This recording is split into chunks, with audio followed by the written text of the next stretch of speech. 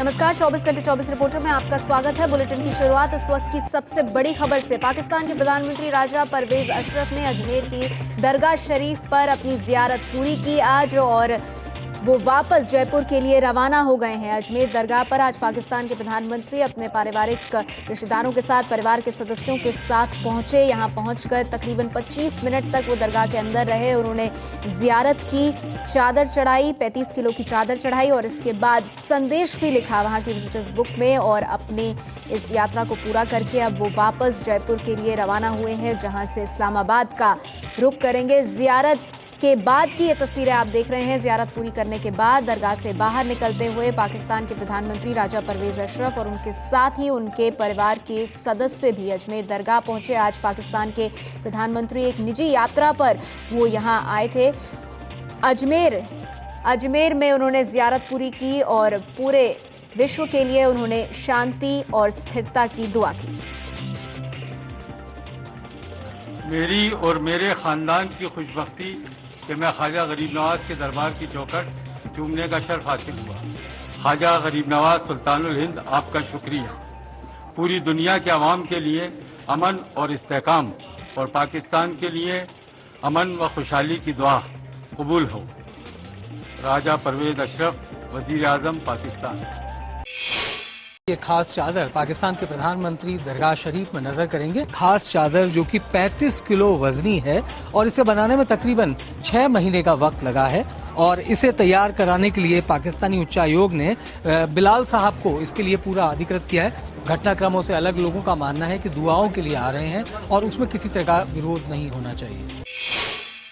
पाकिस्तान के प्रधानमंत्री के भारत दौरे और भारत सरकार की तरफ से उनके किए गए स्वागत का बीजेपी से लेकर समाजवादी पार्टी तक सब विरोध कर रहे हैं। पाकिस्तान के प्रधानमंत्री का जिस तरह हाथी और ऊंटों के जरिए ढोल नगाड़े बजाकर स्वागत किया गया, उससे सवाल उठ रहा है कि आखिर ऐसे माहौल में पाकिस्तान के प्रधानमंत्री का इतना सम्मान क्यों?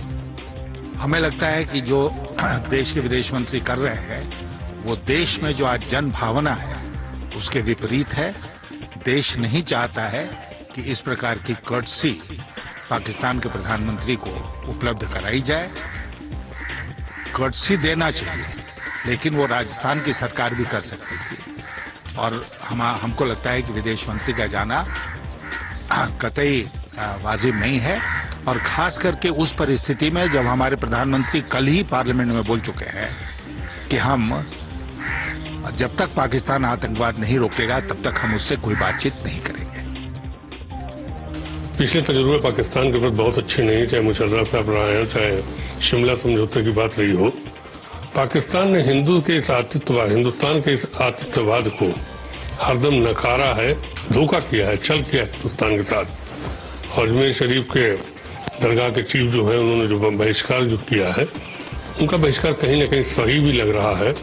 और हम लोगों ने, हमारे नेता मुलायम सिंह जी तो हरदम ये बात कहते हैं कि अगर पाकिस्तान नहीं बाज जाता है तो हिंदुस्तान को एक बार उन आतंकवादियों के अड्डों पे हमला करके सदैव के लिए समाप्त करना चाहिए, जिससे हिंदुस्तान में आतंकवाद भी समाप्त हो सके।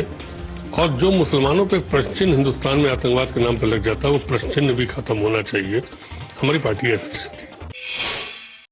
पाकिस्तानी पीएम की अगवानी के लिए दिल्ली से जयपुर रवाना होने से पहले विदेश मंत्री सलमान खुर्शीद ने कहा कि लोग विरोध क्यों कर रहे हैं, ये उन्हीं से पूछिए। Private visit, a spiritual visit, and a spiritual visit to a place which gives out a message of peace, right?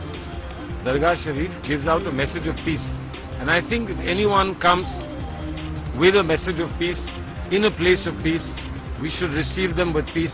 I think this is the message that we get from the Dargah, but this is a private visit. I know nothing more other than the fact that this is a private visit. Pakistan के प्रधानमंत्री भले ही निजी यात्रा पर आ रहे हो, तो ऐसे में उनको यहाँ लंच दिया गया, इसका खासतौर से ज्यादा विरोध है और ये अपनी गिरफ्तारी देने के लिए भी ये लोग तैयार हैं।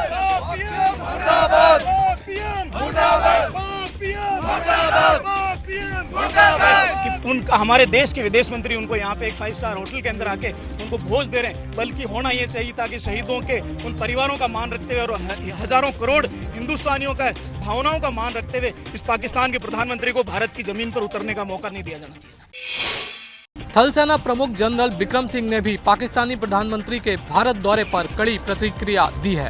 सर, पाकिस्तान के प्रधानमंत्री यहाँ पर आ रहे हैं, इनमें चीफ ऑफ आर्मी स्टाफ जो शहीदों के लोग परिवार हैं वो इसका विरोध कर रहे हैं। आपको क्या लगता है कि आपके भी जो लोग थे, परिवार के जो लोग हैं सेना के, वो लोगों की शहादत हुई है, वो आ रहे हैं, क्या देखते हैं, किस तरह? देखिए, ये इसके अंदर उस टाइम हमने अपना कंसर्न बता दिया था। ये पॉलिटिकल डिसीजन है, तो गवर्नमेंट को डिसीजन लेने दीजिए। इसके ऊपर मैं एक चीफ टिप्पणी नहीं करना चाहूंगा। सीमा पर पाकिस्तान की तरफ से बार बार युद्ध विराम के उल्लंघन के मुद्दे के बारे में पूछे जाने पर बिक्रम सिंह ने कड़ा बयान दिया है। कांग्रेस उपाध्यक्ष राहुल गांधी कुंडा में मारे गए डीएसपी जियाउल हक के परिवार वालों से मिले। राहुल गांधी ने परिवार वालों से मिलकर घटना पर दुख जताया। राहुल गांधी आज गोरखपुर से देवरिया पहुंचे और वहां उन्होंने जियाउल हक के परिवार के लोगों से मुलाकात की। राहुल गांधी के दौरे के लिए बलीपुर गांव में सुरक्षा के जबरदस्त इंतजाम किए गए थे। डीएसपी जियाउल हक की हत्या 2 मार्च को तब हो गई थी जब वो बलीपुर के प्रधान और उसके भाई की हत्या के मामले की जांच करने पहुंचे थे। जियाउल हक के परिवार वालों ने आरोप लगाया है कि हत्या में यूपी के बाहुबली और एसपी के पूर्व मंत्री राजा भैया का हाथ है। सीबीआई इस मामले में राजा भैया के खिलाफ हत्या का केस दर्ज कर जांच कर रही है। मुफ्त लैपटॉप पाने के लिए छात्रों के 2 गुटों में झड़प हो गई। इलाहाबाद यूनिवर्सिटी में फॉर्म जमा करने के दौरान ये झड़प हुई। हंगामे की ये तस्वीरें हैं मुफ्त लैपटॉप पाने के लिए। इलाहाबाद यूनिवर्सिटी में पथराव भी हुआ है और देशी बम भी फोड़े गए हैं। इस घटना से यूनिवर्सिटी के बाहर अफरा तफरी का माहौल हो गया। चुनाव से पहले समाजवादी पार्टी ने 12वीं के छात्रों को मुफ्त में लैपटॉप देने का ऐलान किया था। वेनेजुएला के दिवंगत राष्ट्रपति हुगो चावेज का शुक्रवार को राजकीय सम्मान के साथ अंतिम संस्कार किया गया। अंतिम संस्कार में हिस्सा लेने ईरान के राष्ट्रपति अहमदीनेजाद सहित दुनिया के कई राष्ट्र प्रमुख शरीक हुए। हजारों की तादाद में ये लोग जमा है वेनेजुएला की राजधानी कराकस के सैन्य अकादमी भवन के बाहर। अंदर उनके अजीज नेता हुगो चावेज के अंतिम संस्कार की रस्म निभाई गई। चावेज का विधिवत तरीके से अंतिम संस्कार किया गया। इस कार्यक्रम में दुनिया के कई देशों के राष्ट्रपति शामिल थे। ईरान के राष्ट्रपति महमूद अहमदीनेजाद भी चावेज को श्रद्धांजलि देने कराकस पहुंचे थे।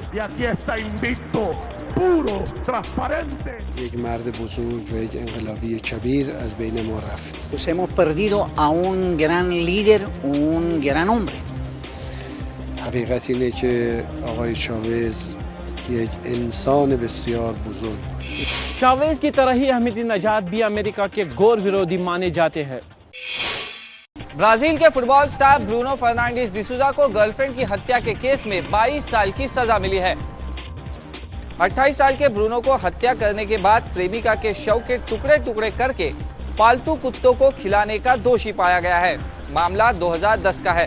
ब्रूनो का एक करीबी दोस्त हत्या के इस केस में पहले ही दोषी करार दिया जा चुका है।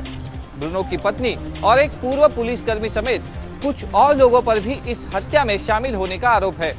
इन सभी पर अगले महीने मुकदमा चलाए जाने की उम्मीद है। गोलकीपर ब्रूनो 2014 विश्व कप फुटबॉल के लिए ब्राजील की टीम के दावेदारों में शामिल था।